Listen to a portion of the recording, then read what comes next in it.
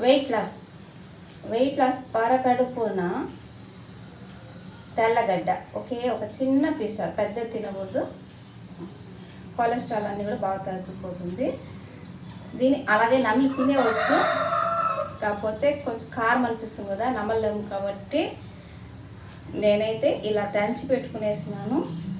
చూడండి, తెల్లగడ్డని కొంచెం పసుపు వేసుకున్నామంటే కూడా మనకి లోపల కడుపులో ఏదైనా పురుగులు అవి ఉంటాయి కదా, అవన్నీ కూడా చచ్చిపోతాయి అన్నమాట. కావాలంటే వేసుకోవచ్చు, మన కడుపులో క్లీన్గా బాగుండాలంటే. లేదంటే తింటే ఫ్యాట్ బాగా తగ్గిపోతుంది. డాక్టర్స్ అమేజింగ్ అని చెప్పారు.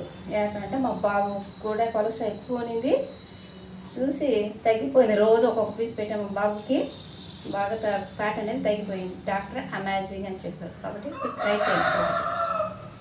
ఇది ఒకటి. ఇంకొకటి చెప్తాను, మీకు ఏది కావాలంటే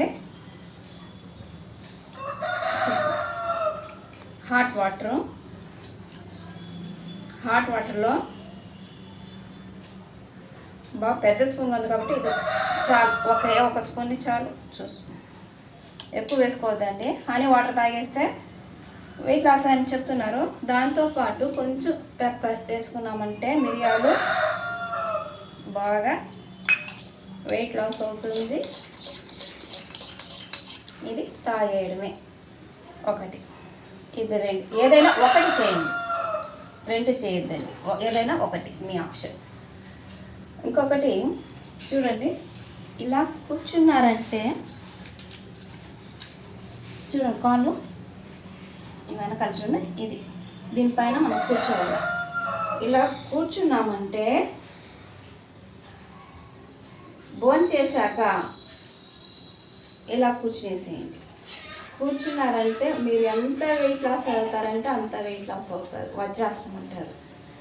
ఇంకొకటి మీకు ముద్ర చెప్తాను, సూర్యనాడి ముద్ర అంటారు దీన్ని. చూడండి, ఇలా పెట్టి ఇలా క్లోజ్ చేయడమే. ఇలా 20 నిమిషాలు చేశారంటే కొలెస్ట్రాల్ బాగా తగ్గిపోతుంది.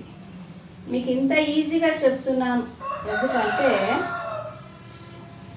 బాగా చదువుకున్న పిల్లల్ని తీసుకెళ్ళి మంచి మార్కులు వచ్చిన వాడిని టాపర్ చేపిస్తారు. మా స్కూల్లో ఇంత టాపర్ చేసాము, అలా కాదు. తక్కువ మార్కులు వచ్చిన వాడిని తీసుకెళ్ళి టాపర్ చేయడం. అలాగే పెద్ద పెద్ద ఎక్సర్సైజ్ చేయాలంటే కష్టంగా ఉంటుంది కదా. అంటే నాకు చెప్పడం చేత కాక కాదు, నేను చేయలేక కాదు, కాకపోతే చేయలేక ఈ రోగము ఆ రోగము ఏదో ఉంటుంది, బీపీ షుగరు ఇంకా చేయలేని వాళ్ళు ఉంటారు కదా, అలా చేయని వాళ్ళని చేయించాలన్న ఉద్దేశంతోనే ఈ సింపుల్గా నేను ఎక్సర్సైజ్ చేపిస్తాను. ట్రై చేయండి.